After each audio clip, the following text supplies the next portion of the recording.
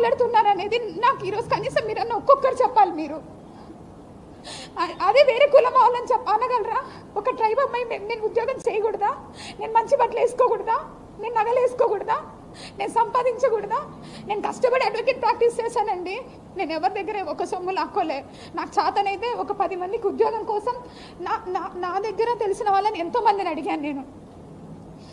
ఇంకా సాయిరెడ్డి సార్ గురించి వస్తే మీకు చెప్పాల్సిన వెరీ ఇంపార్టెంట్. ఆయన ఒక రెస్పెక్టెడ్ పర్సన్. విజయసాయిరెడ్డి సారు నేను ఫస్ట్ టైం విశాఖపట్నంలోనే చూసిన ఆయన్ని. నాకు చిన్నప్పటి నుంచి ఒక సర్పంచ్ కూడా తెలీదు. మా రాయలసీమలో నేను నంద్యాల, మా రాయలసీమలో ఆడపిల్లలు దేనికి బయటికి పోయి ఊర్లు తిరిగేది లేకుంటే ఎంఆర్ఓ ఆఫీసులకు తిరిగేది నాకు తెలీదు. నేను ఎన్నడూ ఒక సర్పంచ్ని కూడా చూడలేదు నేను పుట్టి పెరిగినప్పటి నుంచి. ఒక్కసారిగా ఒక ఎంపీ గారు నాకు పరిచయం అయ్యేసరికి అబ్బా ఇలా ఉంటుంది. ఒక ఉద్యోగము అంటే చాలా చామింగ్గా చేసేదాన్ని, చాలా ఛాలెంజింగ్గా చేశాను నేను. ఫస్ట్ పోస్టింగ్ కదా ఎగిరి చేసినాం మేము. సో నేను సార్తో ప్రేమ సమాజం అనే ఒక ఇన్స్టిట్యూషన్ ఉంది, అది ఎండోమెంట్ డిపార్ట్మెంట్లో పబ్లికేషన్ అయి ఉంది. సెక్షన్ 6C అంటే ఒక అసిస్టెంట్ కమిషనర్ కంట్రోల్లో ఉన్న ఇన్స్టిట్యూషన్ అది. ఆ సమాజంకి 30 ఎకరాల ల్యాండ్ ఉంది. ఆ ల్యాండ్ అంతా కూడా బీచ్ రోడ్లో ఉంటుంది. అందులో సాయి ప్రియ రిసార్ట్స్ అని ఉంది. ఆ రిసార్ట్స్ వాళ్ళు 30 ఎకరాల భూమిని వాళ్ళొక్కరే ఎంజాయ్ చేస్తూ చాలా తక్కువ అమౌంట్ నాకు గుర్తులేదు, అప్ టు 5 lakhs లోపే ఉంది. చాలా తక్కువ అమౌంట్ని వాళ్ళు పే చేస్తూ ఉన్నారు. అది నా దృష్టికి వచ్చింది సార్ ద్వారా. సరే అనేసి నేను ఇన్స్పెక్షన్కి వెళ్ళినా. అప్పటికే నాకంటే ముందు ఒక 10 మంది ఆఫీసర్స్ చూసింటారు అలాంటి, కానీ ఎవ్వరు ఎవిక్షన్ చేయించలేదు. నేను పోయినాను, సాయిప్రియ సార్ వాళ్ళతో మాట్లాడాము. సార్ అన్నారు మేము ఇది వాడుకుంటున్నాం, మిగిలినంతా కూడా ఖాళీగా ఉందన్నారు. Then I said that sir మీరు అలా ఉన్నప్పుడు మరి మా భూమి మాకు ఇచ్చేయండి, మాకు అప్పచెప్పండి. ఆ ప్రేమ సమాజం వాళ్ళు వేరే వాళ్ళకి అయినా లీజ్కి ఇచ్చుకుంటారు, వాళ్ళు ₹1 బెనిఫిట్ పొందుతారు అన్నారు. మరి మా 2.5 ఎకరాల్లో వాళ్ళు ఆల్రెడీ అప్పటికే 1/4 బిల్డింగ్ వాళ్ళ కళ్యాణ మండపం కట్టుకున్నారు, 3/4 బిల్డింగ్ మన ఎండోమెంట్ డిపార్ట్మెంట్ ల్యాండ్ వాడుతూ ఉన్నారు. సో దట్ ఆ 3/4 బిల్డింగ్కి కూడా నేను చాలా అమౌంట్ నన్నే అడిగారు ఎంత లీజ్ అమౌంట్ అని. నేను రిజిస్ట్రేషన్ డిపార్ట్మెంట్కి అప్లై చేసి అప్పుడున్న మార్కెట్ వాల్యూ ఎంత ఉందో 22.5 లక్ష అమౌంట్, 5 లక్షల లోపల అమౌంట్ కంటే 22.5 లక్ష అమౌంట్ని ఒక్కసారిగా వాళ్ళకి లీజ్కి పెంచేసి అప్పుడున్న కమిషనర్ గారు అర్జున్ రావు గారు ఇచ్చారు. ఇక్కడ నేను ఎవరి ల్యాండ్ తీసుకొని వచ్చాను? ఎండోమెంట్ భూమిగా తెచ్చాను. ఎవరికి ఇచ్చాను? ప్రేమ సమాజంకేగా తెచ్చాను. ఇది నాకు సార్తో ఉన్న పరిచయం. దాని తర్వాత ప్రతి డిస్ట్రిక్ట్లో కూడా ట్రస్ట్ బోర్డ్స్ ఉంటాయి. ఎండోమెంట్లో ఏమేమి జరుగుతుందో మీకు కూడా తెలియాలి కాబట్టి చెప్తున్నాను. ట్రస్ట్ బోర్డ్స్ కూడా ప్రతి ఒక్క జ్యూరిస్డిక్షన్లో ఎమ్మెల్యేలు కానీ సర్పంచ్లు కానీ లేకుండా అక్కడ ఉన్న హానరబుల్ రెస్పెక్టెడ్ పీపుల్స్ ఎవరైనా సరే చెప్తే వాళ్ళు ఒక లిస్ట్ ఇస్తారు. ఆ లిస్ట్లో కమిషనర్ అల్టిమేట్ అథారిటీ ఉంటుంది. ఆ అల్టిమేట్ అథారిటీ కోసం సార్ వాళ్ళు కూడా మాకమ్మ ఇవన్నీ కూడా ట్రస్ట్ బోర్డులు ఎన్ని ఉన్నాయో అడగండు. ఆ విధంగా డిపార్ట్మెంటల్ ఇష్యూసే మాట్లాడినాను సార్తో. నేను ఎక్కడ కూడా నా పర్సనల్ ఇష్యూ ఒక్కటి కూడా చేయించుకోలేదు. ఎవరైనా ఉంటే కూడా అలాంటివి ఉన్నా మీరు నాకు అడగండి, నేను చెప్తాను. ఈ విధంగా పరిచయమైన వ్యక్తి, ఆయన వయసు ఏంది? నా వయసు ఇప్పుడు 35 ఏళ్ళు, ఆయన వయసు 68 ఏళ్ళు. ఎట్లా మాట్లాడతారు మీరు? అంటే ఏ ఆఫీసరు ఏ ఎమ్మెల్యేతో మాట్లాడద్దా? ఏ మినిస్టర్తో మాట్లాడద్దా? ఏ ఆఫీసర్లు మాట్లాడద్దా? ఇప్పుడు నేను మీతో మాట్లాడుతున్నాను, ఇంత మాత్రాన్ని మీకు నాకేమైనా రిలేషన్ ఉన్నట్ట? ఒక ఆడపిల్ల మాట్లాడకూడదా?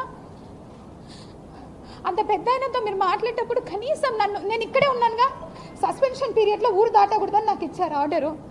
ఆ మూమెంట్లో మీరు నన్ను అడిగి ఉండొచ్చుగా, నా నెంబర్ ఎవరి దగ్గర నుంచైనా తీసుకొని ఉండొచ్చు మీరు. సో మీరందరూ రాసినారు, మీరందరూ మీన్స్ ఎవరెవరైతే ఎలిగేషన్ వేసినారో రాసినారు, బాగుంది. ట్విట్టర్ గురించి మీరు కామెంట్ చేశారు. నేను ట్విట్టర్లో పోస్ట్ చేయకూడదా?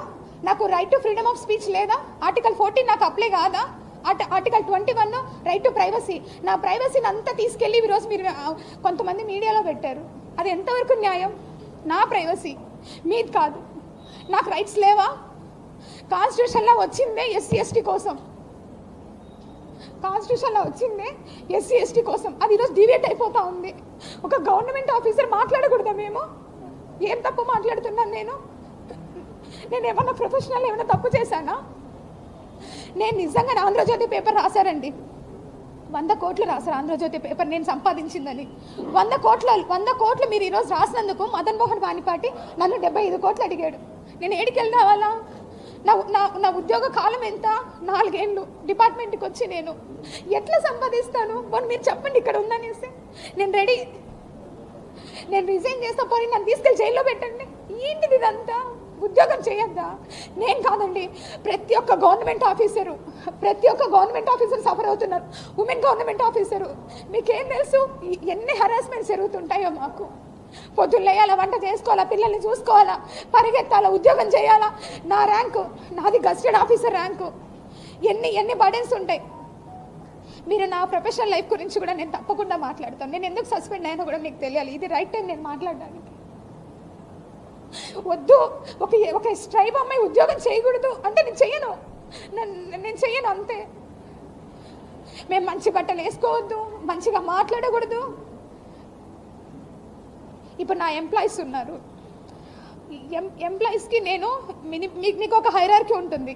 ఎవరికి జోనల్ జర్నలిస్ట్ ఉంటారు, డిస్ట్రిక్ట్ జర్నలిస్ట్ ఉంటారు, తర్వాత మీకు హెడ్ ఉంటారు, ఇవన్నీ ఉంటారు. మీకు ఒక హైరార్కీ ఉన్నప్పుడు నాకు కూడా ఒక హైరార్కీ ఉంటుందిగా. Commissioner, additional commissioner, regional joint commissioner, deputy commissioner, assistant commissioner, executive officers. ఒక డిస్ట్రిక్ట్ అడ్మినిస్ట్రేటివ్ కంట్రోల్ కింద అందరూ ఎగ్జిక్యూటివ్ ఆఫీసర్స్ ఉంటారు. దుర్గా టెంపుల్ హుండీ కూడా అసిస్టెంట్ కమిషనరే కీస్ పంపించాలి. ఇది ఒక hierarchy. Section 6A, B, C అని 3 ఇన్స్టిట్యూషన్స్ ఉంటాయి, 3 హైరార్కీలు ఉంటాయి. నా కంట్రోల్లో ఉండేవి అన్నీ కూడా సెక్షన్ 6C ఇన్స్టిట్యూషన్స్, అంటే బిలో 5 lakhs రూపీస్ ఉన్న ఇన్కమ్ ఉన్న ఇన్స్టిట్యూషన్స్ నా దగ్గర ఉంటాయి. నాకు 9 ఛార్జీలు పెట్టారు. ఆ 9 ఛార్జీల్లో ఒక ఛార్జీ నెంబర్ 5 మాత్రమే నాకు సంబంధించింది. మిగిలిన 8 ఛార్జీలు సెక్షన్ 6Aకి సంబంధించినవి, అంటే రీజనల్ జాయింట్ కమిషనర్ కంట్రోల్లో ఉంటాయి. సెక్షన్ 6B ఒక డిప్యూటీ కమిషనర్ కంట్రోల్లో ఉంటాయి. సెక్షన్ 6D మఠం కమిషనర్ కంట్రోల్లో ఉంటుంది. నాకేమి లీజ్ అమౌంట్ కలెక్ట్ చేసుకొని బ్యాంకులో వేసే అథారిటీ నాకు ఉండదు. I'm the supervising officer. The assistant commissioner is a district supervising officer. ఎక్కడైనా థెఫ్ట్ జరిగినా ఇమీడియట్గా పోయి నేను యాక్షన్ తీసుకొని దాని మీద కేసు ఫైల్ చేసేసేసి నేను కమిషనర్కి రిపోర్ట్ చేయాలి. ఎవరైనా ఎంక్రోచ్మెంట్ జరిగినా నేను చేయాలి. ఎవిక్షన్ నేను చేయించలేదని నాకు ఛార్జ్లో పెట్టారు. విశాఖపట్నంలో 1200 కోట్ల భూమిని తెచ్చి కలిపాను నేను ఎండోమెంట్ డిపార్ట్మెంట్లోకి. ఎన్ని ఎవిక్షన్స్ చేయించామో, ఎన్ని కొట్టేసినామో మీకే తెలుసు. అన్ని కాపాడిన వాళ్ళం ఇక్కడ చేయలేక కాదు. పుచ్చవారి చౌల్ట్రీకి కాంగ్రెస్ పార్టీ ఆఫీస్ ఉన్నది, అది మీకు కూడా తెలుసు. దాని వెనకాల చాలా ల్యాండ్స్ ఉన్నాయి. నేను ఎవిక్షన్కి పగడబందీగా అన్నీ రెడీ చేసుకున్నాను. నేను అప్పుడున్న మినిస్టర్ గారు ఆగమన్నారు, ఆగాం. మొన్న కూడా ఎవిక్షన్ పెట్టాం, ఎమ్మెల్యే గారు ఆగమన్నారు, ఆగాం. ఇంకేం తప్పు చేశాను నేను పని చేయగనా? నా దగ్గర పని సామర్థ్యం లేదా? పర్సనల్ విషయాలు, ప్రొఫెషనల్ విషయాలు అన్నిట్లో సఫర్ అవుతున్నామండి. బిడ్డ ఉంది, చంటి బిడ్డ ఉన్నాడు. అట్లీస్ట్ బిడ్డను చూసుకోవడానికి కూడా టైం లేదు మాకు. మీరు అనుకుంటున్నారు. ఫీల్డ్ ఆఫీసర్ నేను. పొద్దున్న పోతే సాయంత్రం ఎప్పుడో 10ంటికి 11 గంటలకు వస్తా. ఏమన్నా అంటే యాటిట్యూడ్గా మాట్లాడుతుంది అంటే, ఎక్కడండి యాటిట్యూడ్? చిన్నప్పటి నుంచి పెరిగిన వాతావరణం అలాంటిది, రాయలసీమలో పెరిగిన వాతావరణం ఇలాంటిది. చాలామంది లేడీ జర్నలిస్టులు కానీ డిబేట్ లాగా మాట్లాడారు. I'm very happy for that.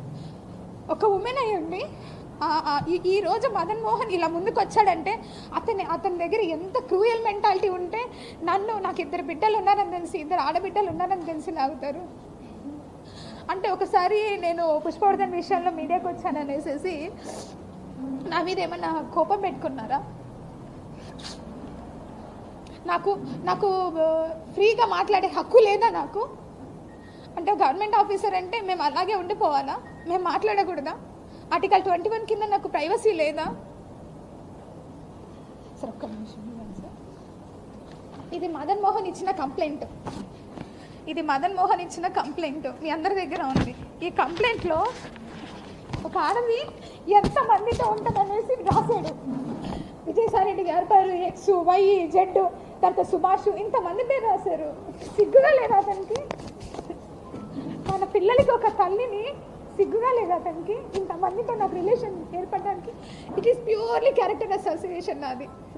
నేను మనిషినండి, ఆడపిల్లని నేను. మీరు అబ్బాయిలు ఏమన్నా తుడుచుకుని వెళ్ళిపోతారు. రేపొద్దున నా బిడ్డలకి నిలబడి పెళ్లి చేయాల్సింది నేను. ఇంత ఎలిగేషన్ వేశారు మీరు. ఏదైనా పెళ్ళికి పోవాలంటే ఎట్లా పోవాలా నేను? రేపొద్దున గవర్నమెంట్లోకి వెళ్ళి ఎట్లా జాబ్ చేయాలా నేను? అరే నేను మీకు అవైలబుల్లో ఉన్నాను, ఒక్క చిన్న మాట అడిగాను నన్ను. ఎంతోమంది మీడియా దుర్గా టెంపుల్కి లాస్ట్ ఇయర్ దర్శనాలకు అప్పుడు